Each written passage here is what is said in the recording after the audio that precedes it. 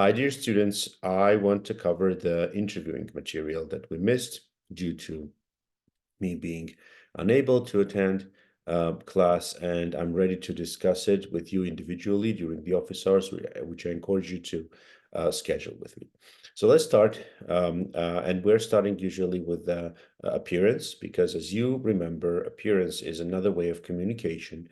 However, and there's tons of material on what is business formal or what is business casual. I'm not going to be defining those, but I'm going to tell you one thing in this regard. I'm going to tell you that you have to do your own research on the company's culture and match your appearance to the company's culture, match their expectations of how their future team member should look. So if it's a company with a more creative kind of approach, with a culture that's more flat, non-hierarchical, you probably want to dress more casually. While if it's a government agency, you probably want to use formally. There are some key things that you need to know. No flashy colors, no brand names that are kind of obvious, no jewelry, no perfume that kind of is um, felt in the public space, etc. So be as kind of humble and as standard, matching to their expectations. Well, appearance is really important. There's a lot of research. This one is from Forbes from years ago. They confirmed that people do judge you on based on your appearance. Tall people get paid more, fat people get paid less. Workers who work out get paid more, etc. Handsome people are paid handsomely. However, if you're too pretty, it's a pity. That's horrible. I mean, that's discriminatory, that's uncomfortable, etc. But that's life. So try to be the best, to look at least like the best self of yours, and pay attention to that. As I said, match their culture. Now let's talk about more practical stuff, more stuff that you need to do before your interview. And going to an interview unprepared is the best way to fail. You have to understand that. Well, preparation comes in many different forms. This slide is devoted to like very technical preparation. For example, take your passport or a picture ID with you, because of course, I mean, if there is the security kind of thing in their company, and they are letting in with picture IDs, they will let you know about that. However, maybe they forgot and they kind of didn't tell you to bring your ID, and then of course they will solve the issue. Of course you will get in there. However, you will be kind of pain in the neck for them, even though it's not your fault, but you don't want to be that pain. Okay, so just in case, take your picture ID with you. And an important thing now, it's a technical thing, but also a very psychological thing. You want to take your resume with you. Now, from my own experience, when I was in the US, I applied to 278 companies. And of course, you know that you have to be adjusting your resume to every position, every company that you're applying. Now, it's very difficult to keep track of those. So whenever I got called, how I kept track, I create folders with the resumes, the adjusted specific resumes that I sent to specifically that company, with the job announcements and with the cover letters, if any. And whenever I get a call from company X, I open the file with the name company X. And what I do, I print out, what I did, I print out those materials and I bring those with me. And especially I print out resumes that I sent to that company, that particular company, in 2, 3, 4 copies. And when I get into the interview room, I distribute those resumes to the people who are interviewing me. And importantly, I keep one copy for myself. It serves like a cheat sheet, like something that I can look at during the interview, but also importantly, it kind of creates an impression that I gave the interviewers something. Why is this important? Is because it kind of creates an impression that I'm generous. And according to Bob Cialdini, it creates kind of the phenomena of reciprocity, which means that they kind of feel obliged to give something back in return to you. So it's a good trick, and also it's a sign of you being prepared. Bring your resume, exactly the resume that you sent to that company, to your interview, and distribute it to the interviewers, and keep one for you. Do your homework before the interview. Is very important to know everything, every little detail about the company. Go to their website, understand their culture from their website, from their Facebook page, from their Instagram, from their LinkedIn. Read the news about that company. Understand what the organizational structure is, who is responsible for what, who is the president, what are the recent developments of the company, how many people work there. All of this information should be looked at, should be learned, and you need to kind of have that knowledge um, to maintain good conversation about the company.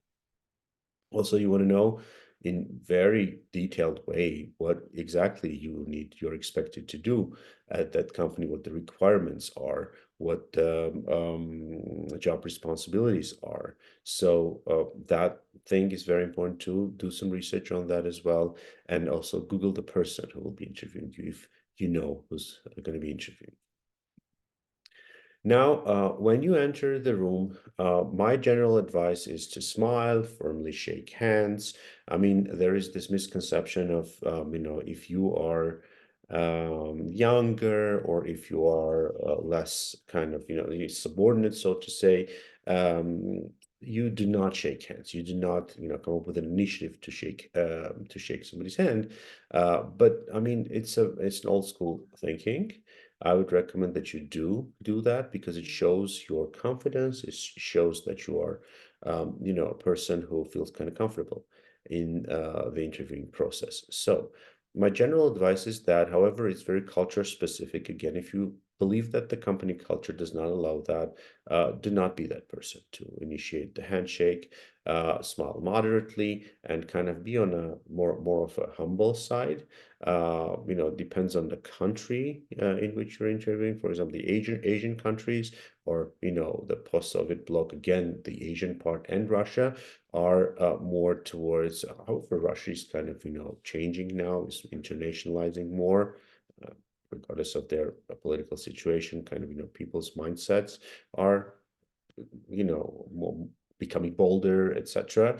But in general, feel the culture. In Armenia, I would recommend that you do come up with this initiative to shake hands and smile, and also be ready for the small talk to break the ice. Small talk is a completely, different, huge topic. What small talk is like a conversation about nothing. However, it kind of breaks the ice. It kind of creates a comfortable atmosphere for people. Americans, Western cultures put a lot of importance to small talk. There are some taboo topics, such as you never talk about politics, you never talk about sex, etc. Weather is kind of, mainstream. So the good advice would be to talk about your experience getting there, or whatever you see in the room. All right. Now, what to expect from an interview? Interview usually consists of 4 parts. Actually, it's 3 parts. And the first part of the interview would be devoted to general questions. They will ask you to introduce yourself, to tell them about yourself, your relevant work experience, etc. And some general questions, such as, where do you see yourself in 2 years? What are your weaknesses? What are your strengths? What are you comfortable with? Are you comfortable working in team or individually, rather? Etc. So general introduction, information, general introductory questions. The second type of questions that you should expect to receive from your interviewer would be specific career stories.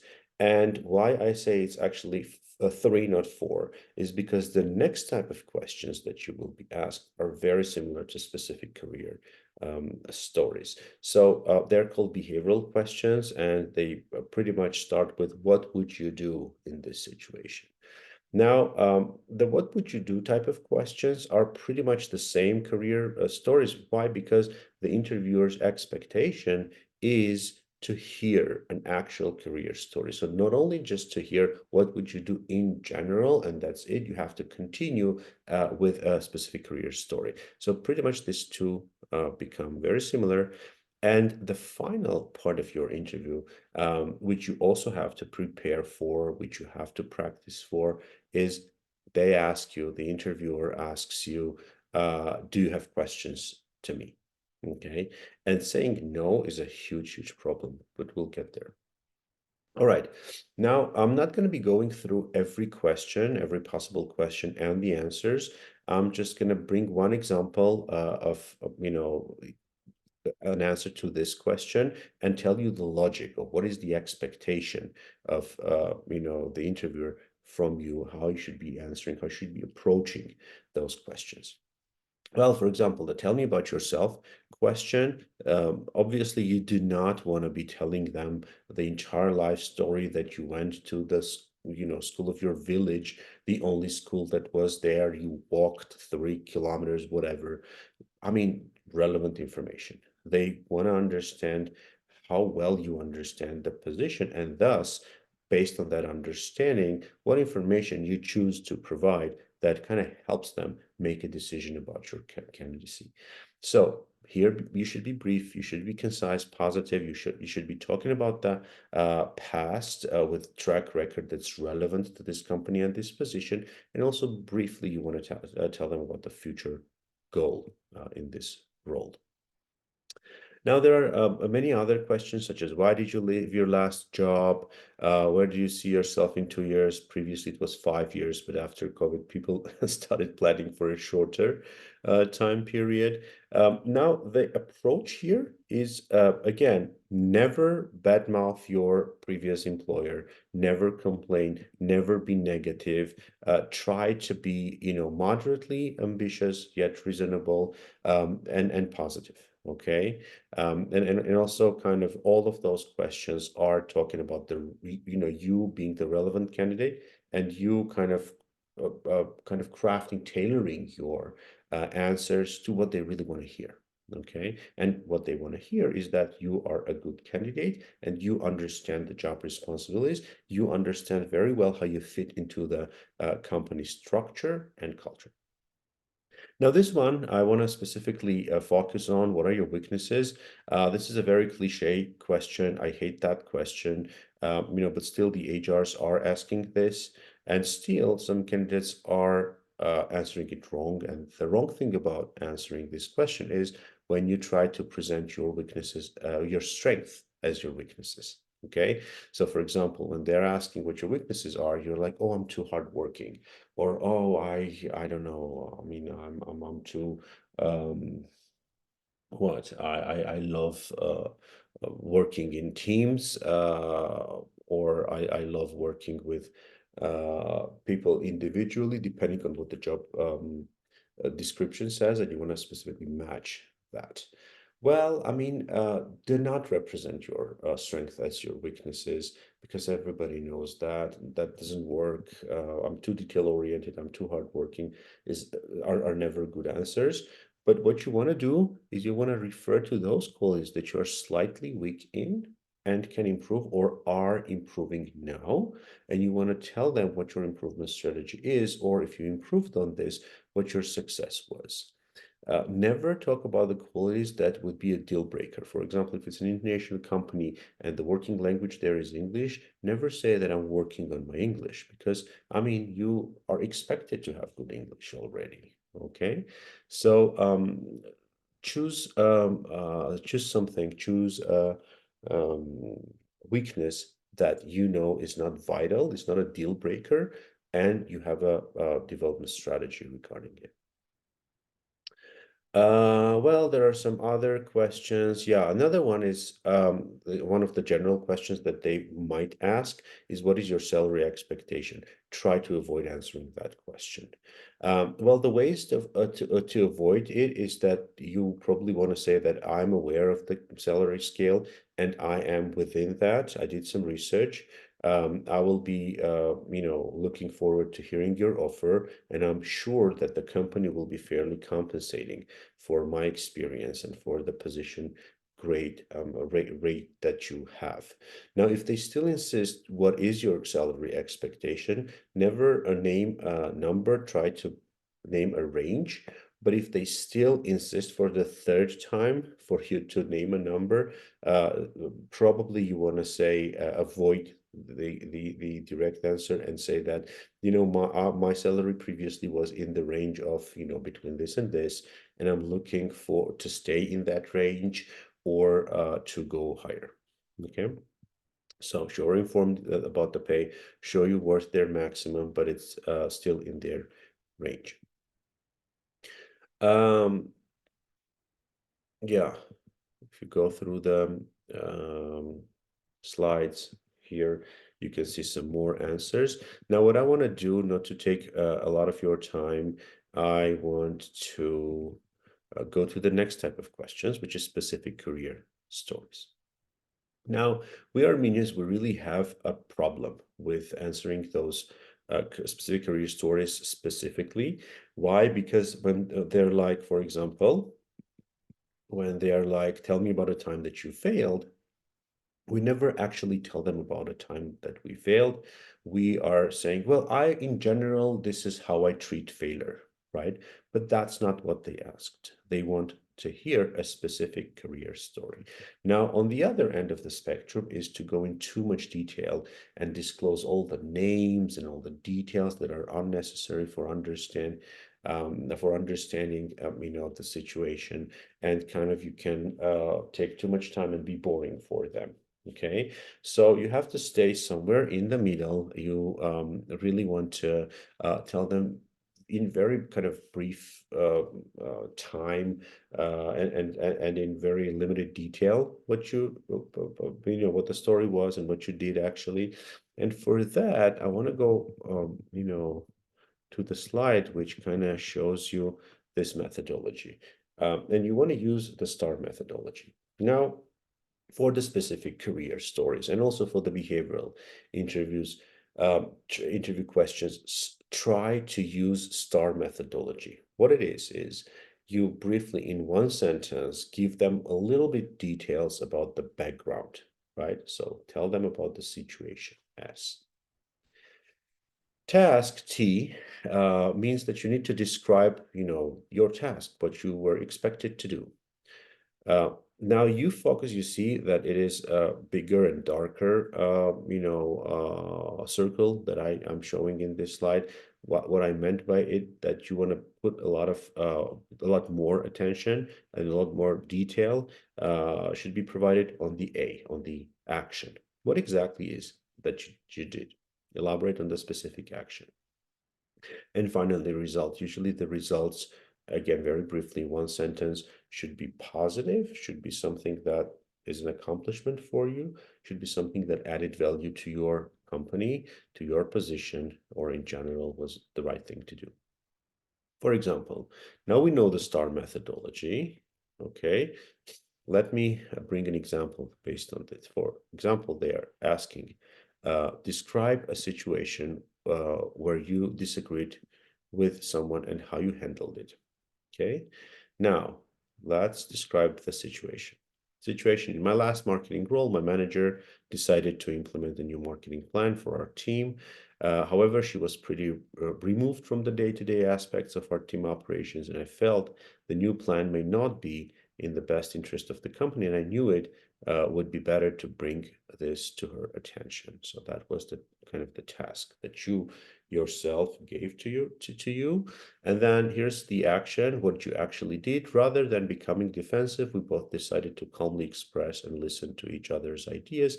Once we had all the ideas on the table and agreed on the desired results, we were able to combine our ideas to choose a suitable method of navigating the complaint. Result, we implemented our solution, and the customer ended up specifically thanking us for how we handled the situation.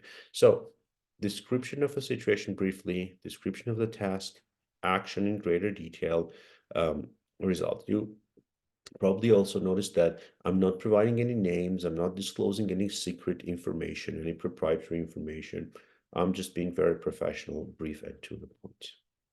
Same way, you want to treat, you know, this other type of questions which is, it's here, just a sec, sorry, which is what would you do type of questions.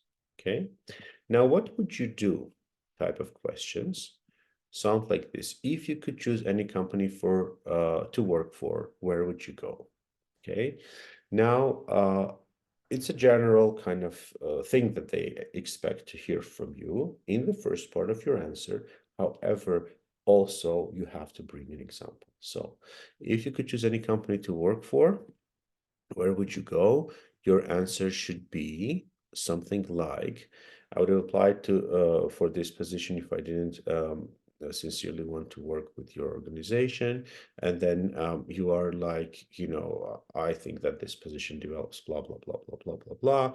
For example, this is what was in the basis of my decision, right? Or for example, I volunteered for TEDx, and this is what I liked, and I see similar responsibilities in this company that I'm applying for.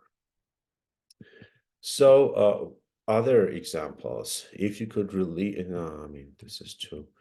If you know that your boss is 100% wrong about something, how would you handle this? Well, I would do this. For example, in my latest internship, this was the situation, and then you go with a star: situation, task, action, result, right? So not only like, in general, in theory, you are saying, what would you do? But also you're bringing an exact example to confirm, to kind of justify your point, okay? That general statement that you just did. Now, I think you kind of understood what we're doing here. So general information, tell me about yourself. Tell me, what specifically was the career story, what you actually did, and tell me what would you do, and bring an example type of approach. Now, you, I mean, are wondering, if I don't have work experience, if I don't have internship experience, if I don't have volunteering experience, what should I tell them? Or if I do have all of those experiences, however, I never managed a conflict, I never proved someone wrong, or I mean, I never disagreed with someone, I never noticed that someone is wrong, for example, my boss is wrong, and I never provided that feedback or solved that issue with him. Now, guess what? You should think of, never lie, but you should think of experiences that are similar to what they're asking. Okay, so in other words, I mean, you never worked, but you went to school, you went to the university, you worked in groups there, you were involved in student council, or you were involved in student groups, etc. So you do want to have the answers prepared and practiced with your friends that are not necessarily, exactly what they're asking, but are around the question, and you can kind of adjust your answer to the question that they are asking. So always have those possible career stories that they might be asking, and always have a practiced answer, and always use those answers. Never improvise. It never kind of works really during the interviews, because interview is a very structured process. It's very inside the box kind of process. A lot of expectations are already formed of what a good answer is and what a bad answer is. And if you don't practice, those answers, and if you do not match those expectations, you would probably not be very successful in the interviews. Now, the final part of an interviewing process is when they're asking if you have questions for them.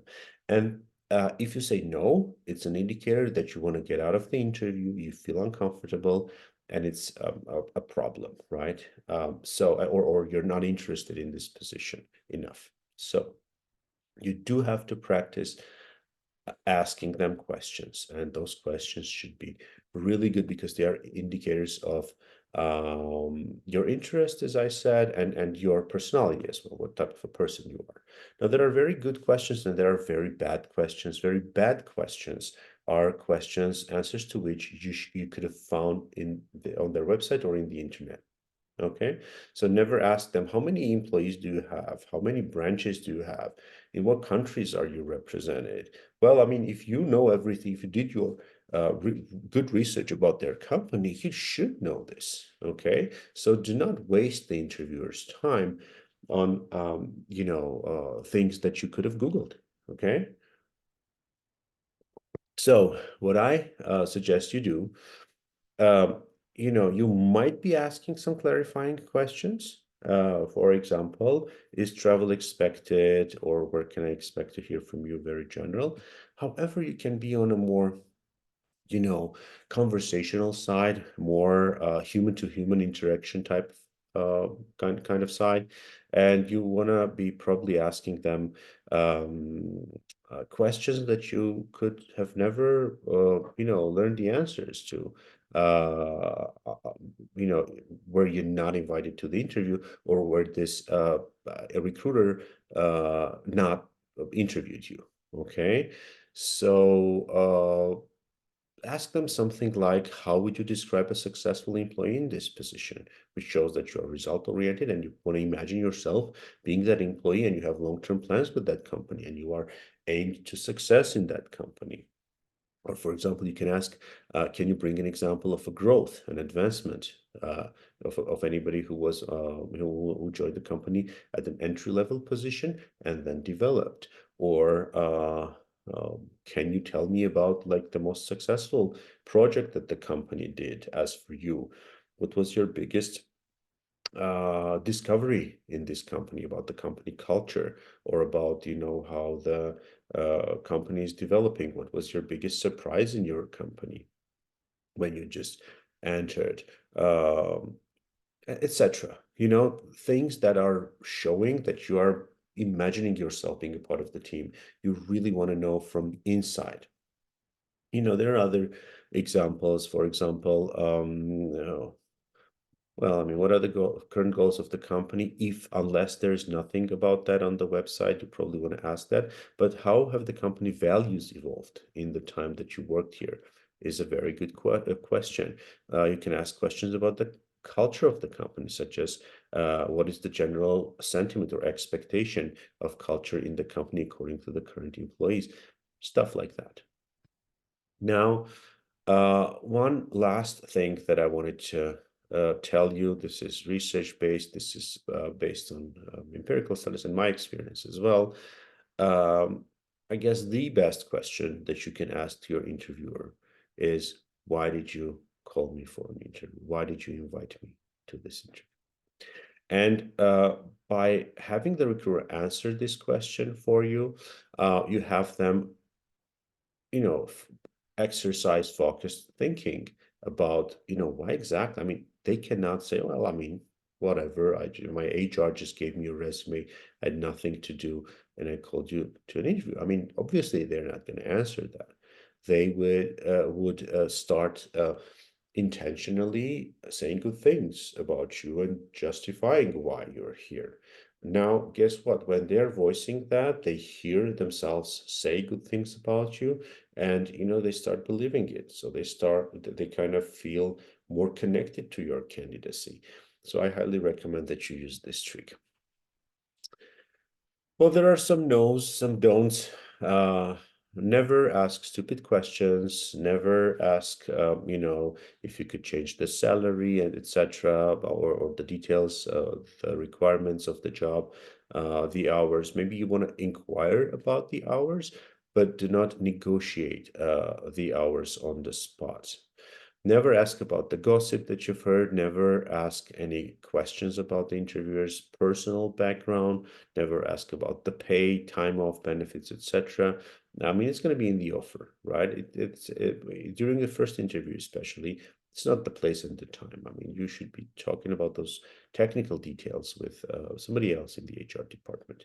Never ask, obviously, if I'm hired, can I be applying to other jobs? So, pretty much this is what I wanted to tell you guys about the interviewing process. So what we covered is we slightly touched upon the appearance, and the key takeaway there was to match your appearance with the culture, with their expectations. of the company. We said that preparation is very important. Obviously, you never apply to different companies with your one generic resume. You adjust it, you want to keep track, and you want to prepare by going through the resume that you sent to them, going through the job announcement that you have for them, and understanding really where you're going. Print out those three things actually: the cover letter, the announcement, and the resume, and take them with you, and distribute the resumes to the people that are interviewing you, and keep one for yourself to serve it, to have it, to use it as a cheat sheet. Now, obviously, you want to take your picture ID, but that technical preparation is important, but like conceptual preparation for an interview also is extremely important. And what you want to do is you want to learn everything about the company. You want to do a lot of research about the company in their LinkedIn in their website, from their Facebook and Instagram. You can learn a lot about that company, and you kind of go there to your interview with a full feeling, with a complete feeling of you knowing the company from A to Z. Further, we spoke about the three types of kind of questions that they will ask you. The first type is the general questions, and you have the model answers to those in the material. It's on Moodle. It's called the Master Deck, the only master deck that we have and are using for the entire semester. Go through them, look at the template answers, but you can come up with your own good answers as well. For you, it is important to understand the logic, how you answer those questions. The logic is that you are staying reasonable, relevant, brief, and concise. So the second type, like a huge group of questions, is situational or behavioral questions. What would you do if, or tell me about a time when type of questions. And here the recruiters want to hear your specific career stories. Have those examples. Try to project, forecast what types of questions, depending on the job, depending on the company, and depending on your own experiences, they will be asking, and be prepared to answer those questions with specific examples. And the final third kind of segment of the interviewing, the time that you're interviewing with someone, is when they ask you to ask questions about anything that you want about the company, the position, etc.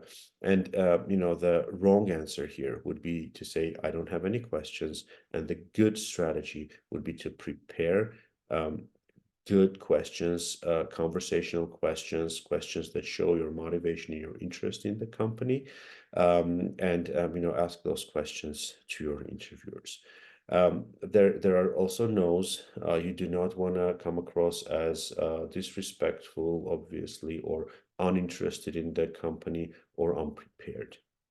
So good luck with your interviewing processes. Obviously, this is a material just for your information. We do not have a follow-up exercise. Usually what we do is mock interviews. So I have students, interview each other and record it on the video. But at the moment, there is no such opportunity. So I, again, highly encourage you to, after you digest this material, and if you still have questions, to schedule office hours with me.